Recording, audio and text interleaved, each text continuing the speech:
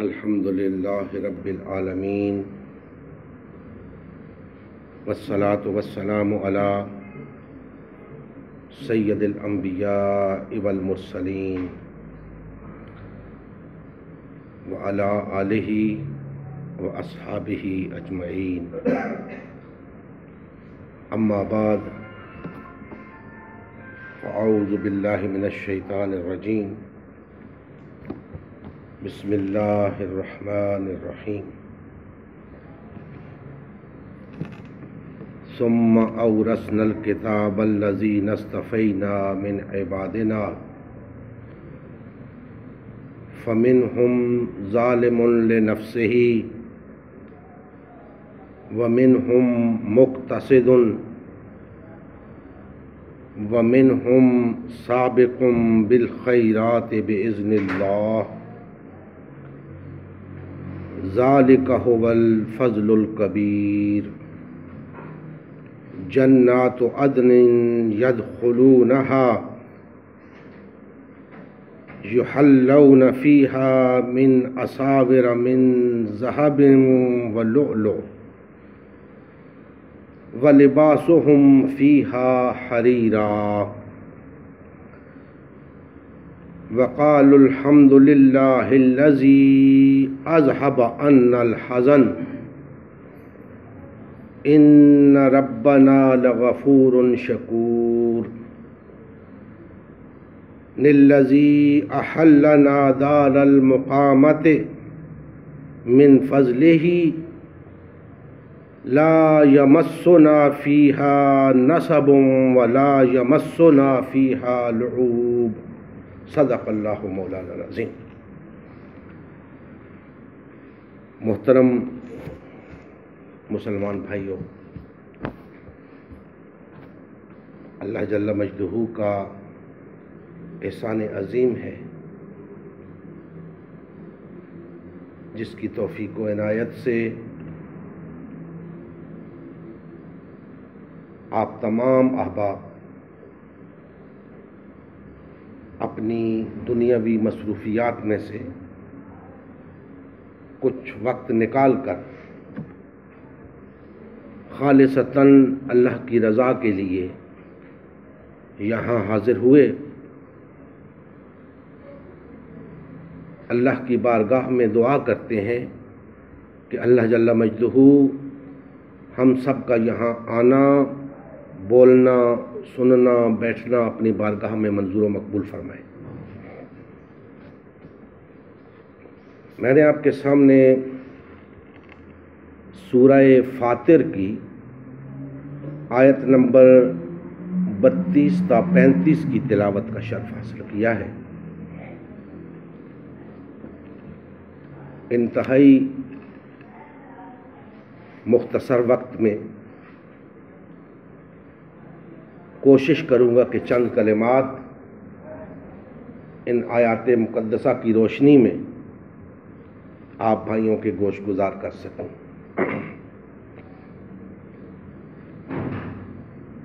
اللہ جل مجدہ نے ارشاد فرمایا، ثم اورثنا الکتاب الذین اصطفینا من عبادنا، پھر ہم نے ان لوگوں کو کتاب کا وارث بنایا، پھر ہم نے ان لوگوں کو کتاب کا وارث بنایا جنہیں ہم نے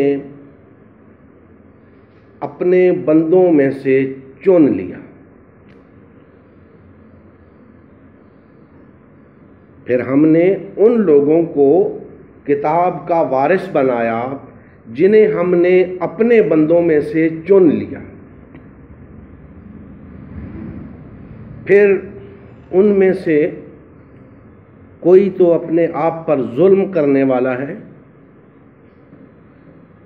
کوئی میانہ رو ہے، درمیانی چال چلنے والا ہے، اور کوئی اللہ کے اذن سے نیکیوں میں سبقت لے جانے والا ہے۔ یہی بہت بڑا فضل ہے۔ وہ ہمیشہ رہنے والے باغات میں داخل ہوں گے، وہاں انہیں سونے کے کنگنوں اور موتیوں سے آراستہ کیا جائے گا، اور وہاں ان کا لباس ریشم کا ہوگا، اور وہ کہیں گے کہ اس اللہ کا شکر ہے جس نے ہم سے غم دور کر دیا۔ یقیناً ہمارا پروردگار بخشنے والا قدردان ہے، جس نے اپنے فضل سے ہمیں ابدی قیام گاہ میں اتارا، جہاں ہمیں نہ تو مشقت اٹھانی پڑتی ہے اور نہ ہی تھکان لاحق ہوتی ہے۔ دوستان محترم، یہ ایک پورا مضمون میں نے آپ کے سامنے تلاوت بھی کیا اور اس کا ترجمہ بھی آپ کی خدمت میں پیش کیا۔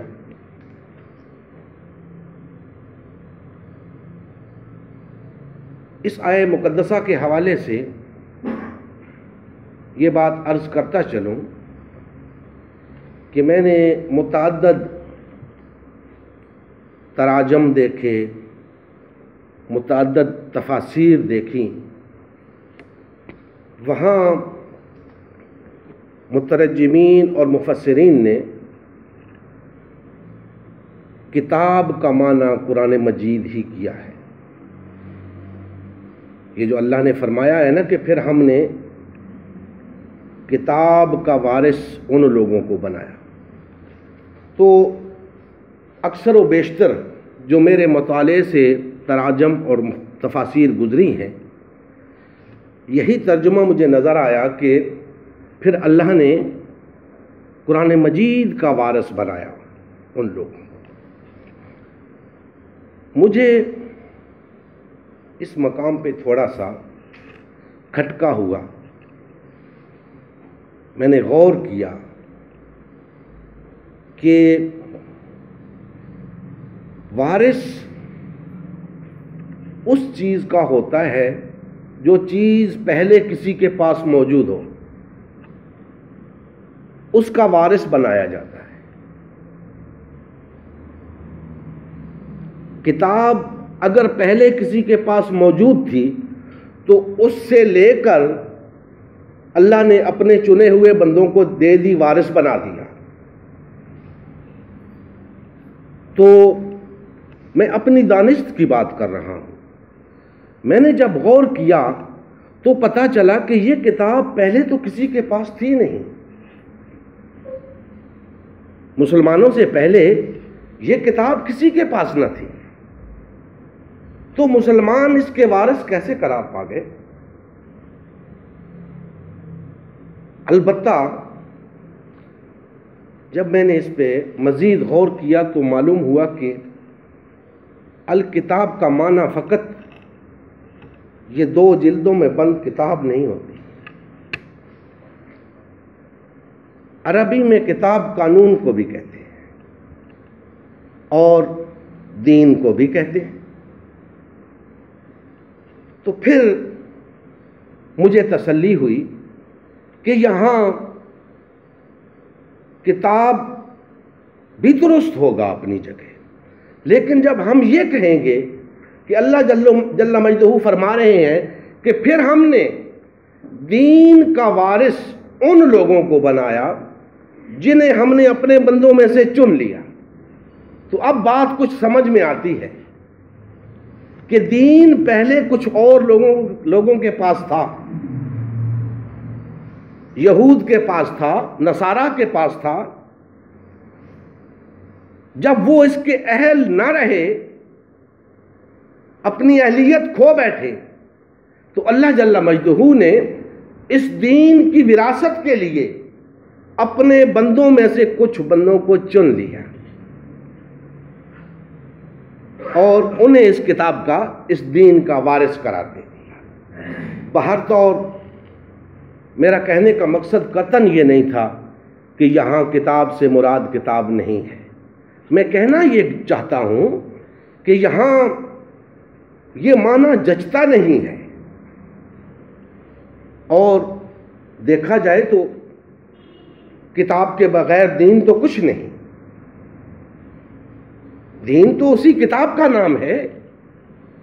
لیکن جب وراثت کی بات کریں گے تو وراثت میں کتاب نہ تھی، دین تھا جو آگے چلا. بہر طور دوستان محترم،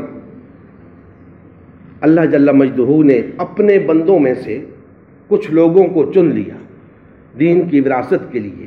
یہ اپنے بندے کون ہیں اللہ کے؟ اللہ جل مجدہ اپنی پوری اس مخلوق کو، تمام انسانیت کو اپنے بندے قرار دے رہے ہیں. تمام انسان اللہ کے بندے ہیں ایک معنی میں. ان میں سے اللہ نے کچھ لوگوں کو چن لیا دین کی وراثت کے لیے. کن کو چن لیا؟ جو اس کی اہلیت رکھتے تھے، جو اہلیت کھو چکے ان سے وراثت لے لی، جو اس کے اہل تھے انہیں چن لیا اور یہ وراثت ان کے حوالے کر دی. اب دوستان محترم، اگلی بات بڑی غور طلب ہے کہ اللہ جل مجدہ نے کچھ لوگوں کو کتاب کی وراثت سے چن لیا، لیکن پھر اللہ جل مجدہ یہ فرما رہے ہیں کہ یہ جو وارثین کتاب ہیں یہ سب ایک جیسے نہیں ہیں. ان کے 3 طبقات ہیں، ان کے 3 درجات ہیں. سب سے پہلے فرمایا فَمِنْهُمْ ظَالِمٌ لِنَفْسِهِ، ان میں سے کچھ اپنے نفس کے ساتھ ظلم کرنے والے ہیں،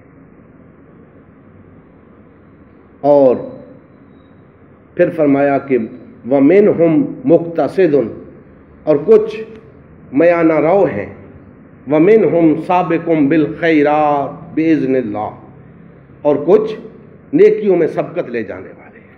یعنی 3 قسم کے لوگ ہیں جو کتاب کے وارث ہیں، دین کے وارث ہیں، اور ان کے درجات ہیں. سب سے پہلے اللہ جل مجدہ نے ان لوگوں کا تذکرہ کیا جن کی اکثریت ہے، جو بہت زیادہ ہیں اپنے نفس کے ساتھ ظلم کرنے والے ہیں. یاد رکھیں کہ یہ اپنے نفس کے ساتھ ظلم کرنے والے ہیں، یہ وہ لوگ نہیں جو شرک کرتے ہیں، جو کفر کرتے ہیں، جو بدعتیں اختیار کرتے ہیں، جو منافق ہیں. وہ اپنی جگہ ظالم ہیں. اللہ جل مجدہ نے انہیں ظالم قرار دیا ہے، لیکن یہاں ظالم کو کتاب کا وارث قرار دیا ہے. یہاں کتاب کا وارث قرار دیا ہے، اور اس میں سب سے پہلے بیان فرمایا ہے کہ ان وارثین کتاب میں سب سے پہلے جو لوگ ہیں وہ ظالم لنفسہ، وہ اپنے نفس پر ظلم کرنے والے ہیں. تو یہ کون ہوئے؟ یہ وہ لوگ ہیں جو مومن ہیں مگر گناہگار ہیں، حد درجے کے خطا کار ہیں لیکن ہیں مومن. مجرم ہیں مگر باغی نہیں ہیں، اللہ سے بغاوت کرنے والے نہیں ہیں، اور ضعیف الایمان ہیں مگر منافق نہیں ہیں. دل و دماغ سے کافر نہیں ہیں، مومن ہیں، بے شک ضعیف الایمان ہیں.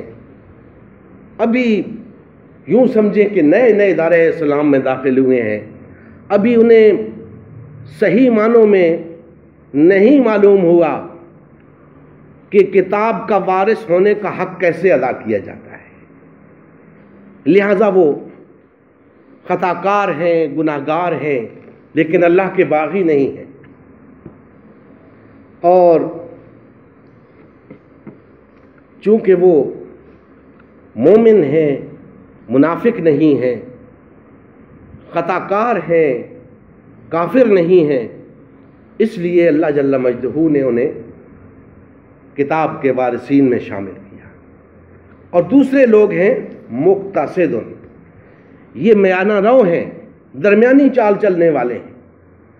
یہ وہ لوگ ہیں کہ جو کبھی کبھی کتاب کی وراثت کا حق ادا کرنے کے لیے اٹھ کھڑے ہوتے ہیں، کبھی پھر گناہوں میں لت پت ہو جاتے ہیں، کبھی نیکیوں کی طرف آ جاتے ہیں، کبھی گناہ کی طرف چلے جاتے ہیں۔ تو ایسے ان کا درمیانہ سا مقام ہے۔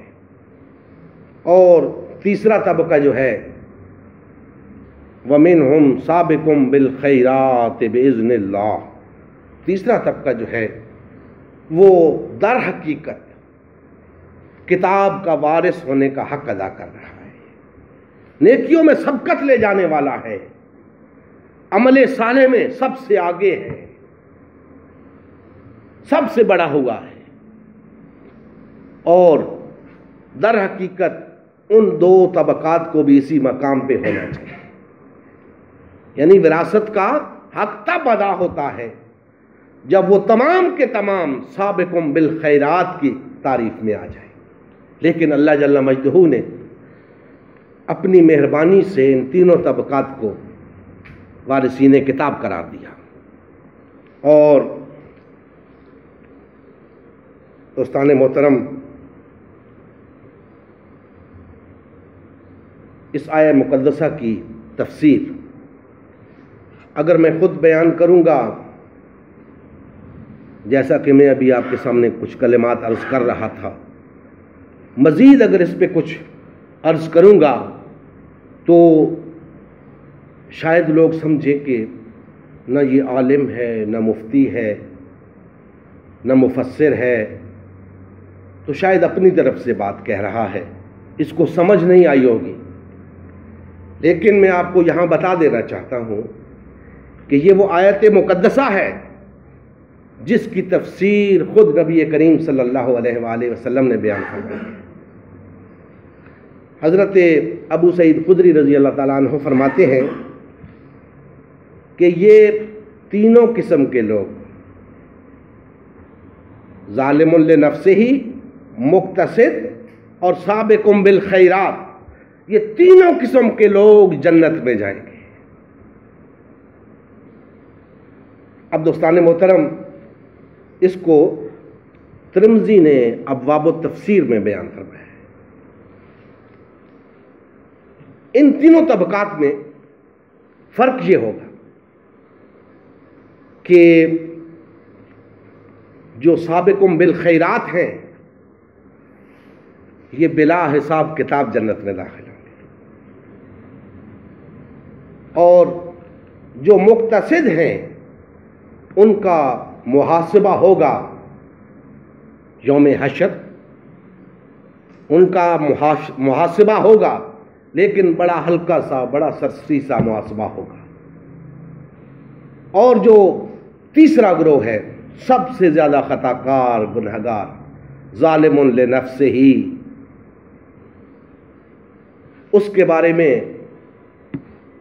فرمایا کہ یہ وہ گروہ ہے جسے حشر کا دن ختم ہونے تک روک کے رکھا جائے گا، یعنی وہ دن جو 50,000 سال کا بتایا جاتا ہے، اتنا عرصہ اسے روک کر رکھا جائے گا ان لوگوں کو، لیکن جہنم میں کوئی نہیں جائے گا۔ اللہ جل مجدہ آخر میں ان لوگوں کو بھی اپنی رحمت میں لے لیں گے اور جنت میں ان کے داخلے کا اعلان فرمائیں گے۔ اب دوستان محترم،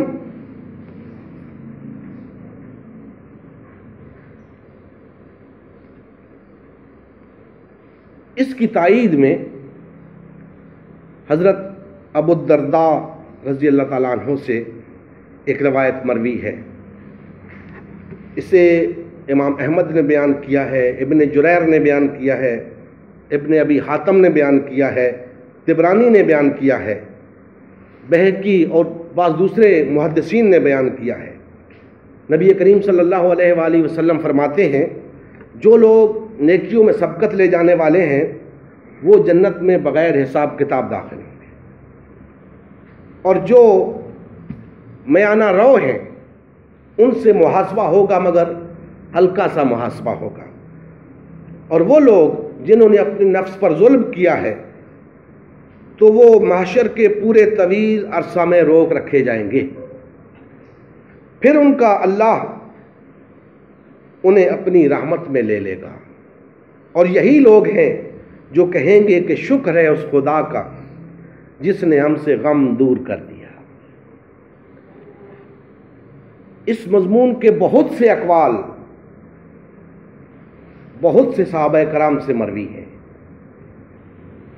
حضرت عمر رضی اللہ تعالیٰ عنہ، حضرت عثمان، حضرت عبداللہ ابن مسعود، حضرت عبداللہ ابن عباس، حضرت عائشہ، حضرت ابو سعید خدری اور حضرت براء بن عازب، ان سب نے اس سے ملتے جلتے مضامین بیان فرمائے ہیں۔ اور پھر اتنے جلیل القدر صحابہ کرام ایسے معاملات میں بڑے محتاط ہوتے ہیں، انہوں نے ایسی روایات کو بڑی احتیاط کے ساتھ آگے پہنچایا ہے، اور ایسا ممکن نہیں کہ انہوں نے نبی کریم صلی اللہ علیہ وآلہ وسلم سے یہ بات نہ سنی ہو خود اور آگے بیان کر دی ہو۔ اب دوستان محترم، تفسیر آپ نے سن لی، نبی کریم صلی اللہ علیہ وآلہ وسلم نے بیان فرمائی کہ یہ تینوں طبقات کتاب کے وارث ہیں اور یہ تینوں طبقات جنت میں جائیں گے۔ اب کتاب کے وارث کون ہیں؟ مسلمان۔ نبی کریم صلی اللہ علیہ وآلہ وسلم، آپ کے صحابہ کرام، اس کے بعد جو لوگ امت مسلمہ میں داخل ہوتے گئے، مسلمان ہوتے گئے، وہ کتاب کے وارث، وہ دین کے وارث۔ اللہ جل مجدہ فرما رہے ہیں کہ ان وارثین کتاب میں سے کوئی شخص جہنم میں نہیں جائے گا، یہ سب جنت میں جائیں گے، جہنم میں کوئی نہیں جائے گا۔ اب جن لوگوں کے بارے میں یہ بات طے ہو گئی کہ انہوں نے جہنم میں جانا ہے، وہ تو کتاب کے وارث نہیں ہو سکتے، وہ تو کتاب کے وارث نہیں ہو سکتے کیونکہ وہ جہنمی ہیں۔ کتاب کے وارث جنتی ہیں۔ آیت مقدسہ میں نے آپ کے سامنے رکھ دی اور نبی کریم صلی اللہ علیہ وآلہ وسلم کی بیان فرمودہ تفسیر آپ کے سامنے رکھ دی، اور مفسرین نے اس کو بیان کیا ہے کہ یہ تمام لوگ جنت میں جائیں گے، یہ وارثین کتاب ہیں اور اللہ کے چنے ہوئے لوگ ہیں۔ اب دوستان محترم، ایک حدیث مبارکہ ہم سنتے ہیں کہ نبی کریم صلی اللہ علیہ وآلہ وسلم نے ارشاد فرمایا کہ میری امت کے لوگ 73 فرقوں میں تقسیم ہو جائیں گے۔ آپ نے بھی سن رکھی ہے نا، 73 فرقوں میں تقسیم ہو جائیں گے۔ علماء بیان کرتے ہیں اس کو، تمام فرقوں کے علماء بیان کرتے ہیں، اور فرمایا کہ ایک کے سوا، ان 73 میں سے ایک کے سوا سب جہنمی ہیں۔ اب آپ دیکھ لیں کہ یہ 73 کے 73 مسلمان ہونے کے دعوے دار ہیں، کلمہ پڑھتے ہیں، نماز پڑھتے ہیں، روزہ رکھتے ہیں، الغرض بڑھ چڑھ کر دیندار ہونے کے دعوے دار ہیں، لیکن نبی کریم صلی اللہ علیہ وآلہ وسلم فرما رہے ہیں کہ ایک کے سوا سب جہنمی ہیں۔ اب جہنمی کتاب کے وارث نہیں ہو سکتے، کتاب کا وارث وہی ایک فرقہ ہے جسے نبی کریم صلی اللہ علیہ وآلہ وسلم جنتی قرار دے رہے ہیں، وہ فرقہ کتاب کا وارث ہے۔ 72 فرقے کتاب کے وارث نہیں ہیں، یہ نبی کریم صلی اللہ علیہ وآلہ وسلم کی حدیث مبارکہ کی روشنی میں بات کر رہا ہوں کہ اللہ جل مجدہ فرماتے ہیں وارثین کتاب جنت میں جائیں گے، ان میں سے کوئی جہنم میں نہیں جائے گا۔ نبی کریم صلی اللہ علیہ وآلہ وسلم فرماتے ہیں میری امت 73 فرقوں میں تقسیم ہو جائے گی، ایک فرقہ جنت میں جائے گا، باقی تمام فرقے جہنم میں جائیں گے۔ تو پھر وہ 72 وارثین کتاب نہیں، وہ 72 مسلمان نہیں، اسی لیے تو جہنم میں جائیں گے۔ اب دوستان محترم، غور طلب بات یہ ہے کہ یہ 73 فرقے کہاں ہیں؟ آج تو جس سے پوچھیں وہ اپنے آپ کو جنتی فرقہ قرار دیتا ہے، ہر فرقے والا اپنے آپ کو جنتی فرقہ قرار دیتا ہے، حالانکہ ایسا ممکن نہیں۔ حضور نے فرما دیا کہ جنتی فرقہ ایک ہی ہے، باقی تمام جہنمی ہیں، لیکن یہاں تمام فرقے کہہ رہے ہیں کہ ہم جنتی ہیں۔ دوستان محترم، یہ ایک ایسا موضوع ہے جس پہ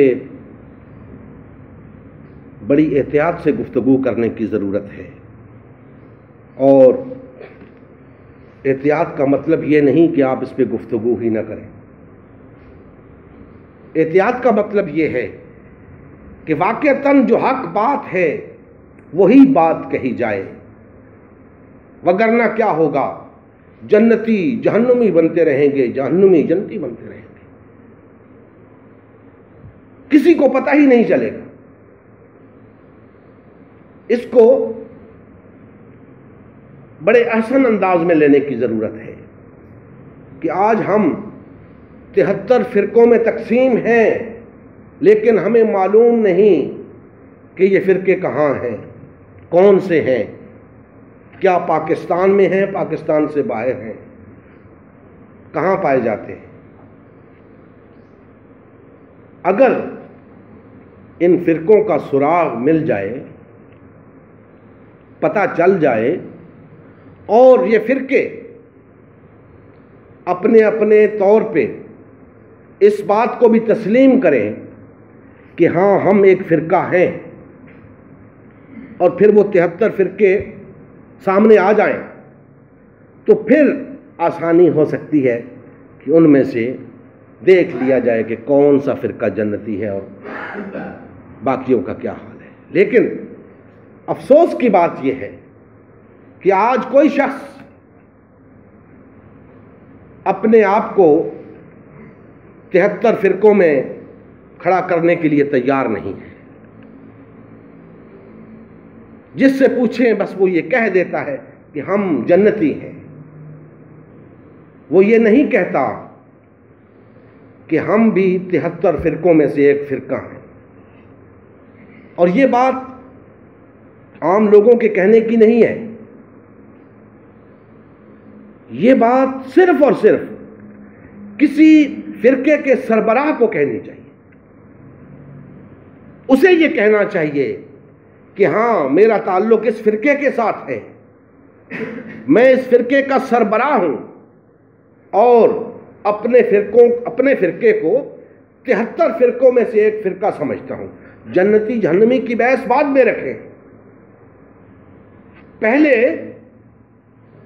وہ یہ تو تسلیم کرے کہ وہ ایک فرقہ ہے۔ ابھی تک وہ یہ تسلیم نہیں کرتے کہ وہ ایک فرقہ ہے۔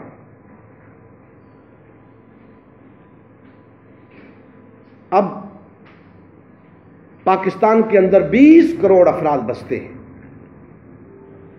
اگر کوئی شخص کہے کہ یہ 20 کروڑ افراد ایک ہی فرقے سے تعلق رکھتے ہیں تو یہ سفید جھوٹ ہے، ایسا نہیں ہے۔ 2 4 5 6 فرقوں سے تعلق رکھتے ہیں، درست نہیں ہے۔ یہ 73 فرقوں سے تعلق رکھتے ہیں۔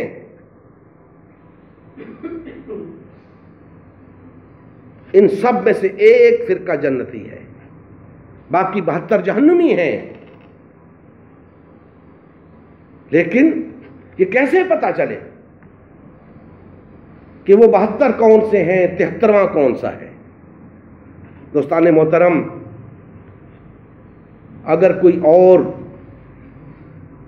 جانتا ہے یا نہیں جانتا، میں یہ جانتا ہوں کہ وہ 73 فرقے کون سے ہیں۔ کیوں جانتا ہوں؟ اس لیے کہ میرا تعلق بھی ان 73 فرقوں میں سے ایک فرقے کے ساتھ ہے۔ میں جانتا ہوں، لیکن وہ جو باقی 72 ہیں وہ سامنے نہیں آتے۔ میں جس فرقے کے بات کر رہا ہوں کہ میرا اس فرقے سے تعلق ہے، تو میں اس فرقے کے سربراہ کی حیثیت سے بات کر رہا ہوں۔ اب جو جس فرقے کا سربراہ ہے اسے تو یہ بات کہنی چاہیے نا کہ میں اس فرقے کا سربراہ ہوں، اور اس فرقے کے سربراہ کی حیثیت سے یہ کہہ رہا ہوں کہ میں مسلمانوں کے 73 فرقوں میں سے ایک فرقہ ہوں۔ بھئی یہ کہنے میں تو کوئی قباحت نہیں نا، ابھی جنتی جہنمی کی بات تو ہی نہیں، ابھی تو صرف یہ بات ہو رہی ہے کہ پتہ تو چلے وہ 73 فرقے ہیں کون سے۔ کوئی بولنے کو تیار نہیں۔ اس کے لیے بڑی جرت چاہیے، بڑی ہمت چاہیے، بڑا حوصلہ چاہیے۔ میں تو آپ کے سامنے ڈنکے کی چوٹ پہ کہہ رہا ہوں کہ اس وقت روئے زمین کے اوپر یا پاکستان میں مسلمانوں کے جو 73 فرقے ہیں، ان میں سے ایک فرقے کا سربراہ ہونے کی حیثیت سے میں یہ اعلان کر رہا ہوں کہ ہم مسلمانوں کے ان 73 فرقوں میں سے ایک فرقہ ہیں۔ کیا اسی طرح ہر فرقے کے سربراہ کو یہ کہنا چاہیے یا نہیں کہنا چاہیے؟ جب 73 کے 73 فرقوں کے سربراہ اس بات کا اعلان کر دیں گے کہ وہ اور ان کا فرقہ مسلمانوں کے 73 فرقوں میں سے ایک فرقہ ہیں، تو پتہ چل جائے گا کہ یہ 73 فرقے ہیں مسلمانوں کے۔ اب دوستان محترم، ان 73 میں سے ایک کو تلاش کرنا مشکل نہیں رہے گا، بہت آسان ہو جائے گا۔ اب ہر فرقہ یہ نہیں کہہ سکے گا کہ میں جنتی ہوں، اب اسے ثابت کرنا پڑے گا کہ میں جنتی ہوں۔ جو 73 میں سے ثابت کر دے گا کہ وہ جنتی ہے وہی جنتی ہے، جو ثابت نہ کر سکے گا وہ جہنمی ہے۔ اور یہ میں آپ کو لکھ کر دیتا ہوں، اگر یہ 73 فرقے سامنے آ جائیں، یہ 73 فرقوں کے سربراہ سامنے آ جائیں، میں آپ کو لکھ کر دیتا ہوں ایک کے سوا کوئی فرقہ یہ ثابت نہیں کر سکے گا کہ وہ جنتی ہے۔ شرط صرف سامنے آنے کی ہے، شرط صرف اعلان کرنے کی ہے کہ ہاں ہم مسلمانوں کے 73 فرقوں میں سے ایک فرقہ ہیں۔ ہم نے کوئی فیصلہ نہیں کیا کہ جنتی کون ہے جہنمی کون ہے۔ میں یہ عرض کر رہا ہوں کہ جب وہ 73 فرقے سامنے آ جائیں گے، 73 فرقوں کے سربراہ، عام لوگ نہیں، وہ سربراہ جب سامنے آ جائیں گے، اس وقت صرف اور صرف ایک فرقہ ایسا ہوگا، کوئی بھی ہو سکتا ہے لیکن ہوگا ایک ہی، جو اپنے آپ کو ثابت کر سکے گا کہ وہ جنتی ہے، وہ ثابت کر سکے گا کہ وہ وارث کتاب ہے، وہ وارث دین ہے۔ باقی تمام فرقے ہرگز ثابت نہیں کر سکتے کہ وہ جنتی ہیں۔ آج اسی وجہ سے کوئی اس چھتری کے نیچے جا کر چھپ جاتا ہے، میں تو جی اہل سنت والجماعت ہوں، دیکھا جائے تو اس چھتری کے نیچے 50 فرقے اکٹھے ہوتے ہیں۔ کوئی اس چھتری کے نیچے چھپ جاتا ہے جی میں تو شیعہ ہوں، پتہ چلتا ہے نیچے 20 فرقے بیٹھے ہوئے ہیں. جی میں تو اہل حدیث ہوں، نیچے فرقے بیٹھے ہوئے ہیں. بنا لے لیتے ہیں ان چھتریوں کی. اہل سنت والجماعت کوئی فرقہ نہیں، اہل تشیع کوئی فرقہ نہیں، اہل حدیث کوئی فرقہ نہیں، دیوبندی کوئی فرقہ نہیں، بریلوی کوئی فرقہ نہیں. فرقہ وہ ہوتا ہے جس کا باقاعدہ ایک امام موجود ہو، جس کا باقاعدہ ایک امیر موجود ہو، اسے فرقہ کہتے ہیں. یہ فرقے نہیں، یہ چھتریاں ہیں، یہ محض نام ہیں جن کے نیچے لوگوں نے پناہ لے رکھی ہے. یہ سب 75 فرقوں کو میں جانتا ہوں جو ڈنکے کی چوٹ پہ کہتے ہیں جی ہم جنتی ہیں کیونکہ ہم اہل سنت والجماعت ہیں. تم 75 فرقے ہو، تم اہل سنت والجماعت نہیں ہو. اور اگر میں فرقوں کی بات کروں، اس وقت اہل سنت والجماعت کے نام سے ایک فرقہ بھی موجود ہے. اہل سنت والجماعت کے نام سے ایک فرقہ بھی موجود ہے. آپ سب جانتے ہیں پہلے ایک جماعت سپاہ صحابہ کے نام سے ہوا کرتی تھی، پھر پابندی لگی، ان پہ نام تبدیل ہوتے گئے. آج کل اس فرقے کا نام اہل سنت والجماعت ہے. تو اہل سنت والجماعت بھی ایک فرقہ ہے، لیکن یہاں کون کون اہل سنت والجماعت ہیں آپ کو بتاؤں تو آپ حیران ہو جائیں گے. شیعہ کے علاوہ سب اہل سنت والجماعت ہیں. علماء سے پوچھیں، وہ فرماتے ہیں کہ اہل تشیع کے سوا حنفی ہوں، شافعی ہوں، مالکی ہوں، حنبلی ہوں، اہل حدیث ہوں، جو بھی، یہ تمام کے تمام اہل سنت والجماعت ہیں. بریلوی بھی اہل سنت جماعت ہیں، دیوبندی بھی اہل سنت والجماعت ہے. یعنی اہل تشیع کے سوا سب اہل سنت والجماعت ہیں. تو میں آپ سے کہہ رہا ہوں کہ اہل سنت والجماعت کے نام سے صرف ایک فرقہ موجود ہے. آپ اہل سنت کی چھتری استعمال کر کے اس کے نیچے چھپ جاتے ہیں. آپ فرقے ہیں، ہمت کریں اور جرأت کریں، اپنے آپ کو فرقہ ڈکلیئر کریں. مزے کی بات آپ کو بتاؤں، آپ ان علماء کو، کون سے علماء کو؟ اہل سنت والجماعت کو، اہل تشیع کو، اہل حدیث کو، بریلوی علماء کو، دیوبندی علماء کو اکٹھا کر کے بٹھا لیں، ان سے کہیں فرقے کی تعریف کریں. باخدا یہ فرقے کی تعریف نہیں کریں گے، یہ فرقے کی صحیح تعریف نہیں کریں گے. کیوں؟ اس لیے کہ پھر خود فرقے کی زد میں آ جائیں گے، پھر ڈکلیئر ہو جائیں گے کہ یہ فرقے ہیں. آج انہوں نے 1000 سال پہلے کے چند نام ان کو فرقے قرار دے رکھا ہے جو ہمیں پڑھنا بھی نہیں آتے. کسی دور میں کوئی جہیمیہ تو اشاعرہ تو پتہ نہیں کیا کیا جناب، عجیب و غریب نام ہے. کوئی اکا دکا لوگ ہوا کرتے تھے، ان کا ایک ایک عقیدہ لکھ کر بیان کر دیا جاتا ہے. 72 کی ایک فہرست بنا کر لوگوں کو بیوقوف بنا دیا گیا کہ یہ 72 فرقے تھے، ختم ہو گئے. شیخ عبد القادر جیلانی رحمۃ اللہ تعالیٰ علیہ نے غنیۃ الطالبین میں بھی بیان کیے ہیں. ہر دور میں فرقے ہوتے ہیں. میں تو کہہ رہا ہوں آج کے دور کے فرقے بتاؤ. 1200 سال پہلے کے چند نام گنوا کے تم لوگوں کو بے وقوف بنا رہے ہو. آج تم سمجھتے ہو کہ تم متحد ہو، تمہارے اندر وحدت ہے، تم ایک فرقہ ہو. نہیں، تم 73 فرقے ہو. اور میں ایک ایک فرقے کو جانتا ہوں اور میں بتاؤں گا، میں ان سب فرقوں کے نام بتاؤں گا وقت آنے پر. فی الحال صرف ان کی غیرت ایمانی کا امتحان لے رہا ہوں کہ اٹھو، غیرت کرو، جس فرقے سے تعلق رکھتے ہو بتاؤ اور اعلان کرو کہ ہاں میں مسلمانوں کے 73 فرقوں میں سے ایک فرقہ ہوں. جب 73 لوگ آپ کے سامنے آ جائیں گے، آپ کو اس بات کا یقین ہو جانا چاہیے کہ ان 73 میں سے 72 جہنمی ہیں. مجھے بتائیں آپ فیصلہ کریں گے کہ نہیں کریں گے؟ کریں گے، ضرور کریں گے.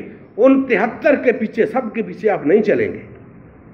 آپ کہیں گے جب تک یہ معلوم نہیں ہو جاتا کہ وہ جنتی فرقہ کون سا ہے، وہ کتاب کا وارث کون سا ہے، وہ دین کا وارث کون سا ہے، میں ایسے کیوں جہنمی فرقوں کے پیچھے چل پڑوں؟ آج تو سب نے آپ کو دلاسا دے رکھا ہے کہ ہم ہی جنتی ہیں، ایسا نہیں ہے۔ آپ کو سوچنا ہوگا، یقین جانیے یہ جو بات میں کر رہا ہوں اس میں مسلمانوں کی وحدت کا راز پوشیدہ ہے۔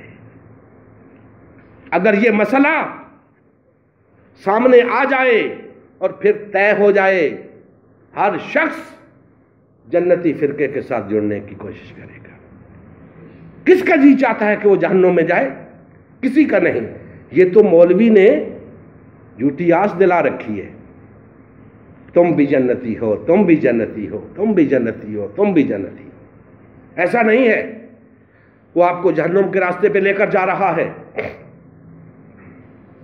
راستہ واضح نہیں ہے، آپ کو جنت دکھا کر جہنم سپرد کر رہا ہے۔ میں یہ چاہتا ہوں کہ میرے بھولے بھالے مسلمان بھائی جو آج تک ان کے چنگل میں پھنسے رہے، جنہیں آج تک حق بات نہ بتائی گئی، وہ ان کے چنگل سے نکل آئیں۔ میں کسی کے عقائد کو نہیں چھیڑ رہا، عقائد ہر شخص کی اپنی جگہ، میرے بھی عقائد ہیں، آپ کے بھی عقائد ہیں، آپ کے بھی عقائد ہیں۔ عقائد ہمیں اکٹھا ہونے سے تو منع نہیں کرتے، ہمارے حقیقتاً جو عقائد ہیں جنہیں اللہ اور اس کے رسول نے عقیدہ قرار دیا ہے وہ تو ہمیں تقسیم ہونے سے منع کرتے ہیں، لیکن ان عقائد کی کوئی بات ہی نہیں کرتا۔ تو دوستان محترم، آج آپ کو یہ بات بتانی مقصود تھی کہ اللہ جل مجدہ نے اس بات کا فیصلہ فرما دیا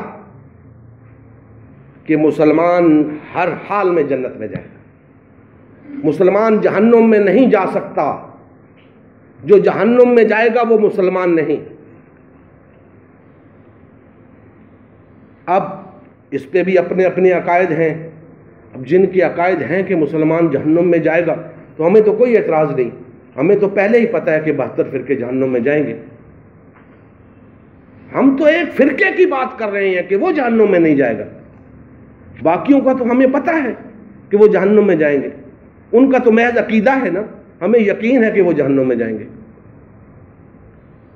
ہم تو اس ایک فرقے کی بات کر رہے ہیں، اس ایک جماعت کی بات کر رہے ہیں جسے اللہ جل مجدہ نے کتاب کا وارث قرار دیا ہے، دین کا وارث قرار دیا ہے، اور پھر ان کی کیٹیگریز بھی بیان کر دی ہیں کہ تاکہ کسی کو مغالطہ نہ رہے کہ صرف صالحین ہی جنت میں جائیں گے۔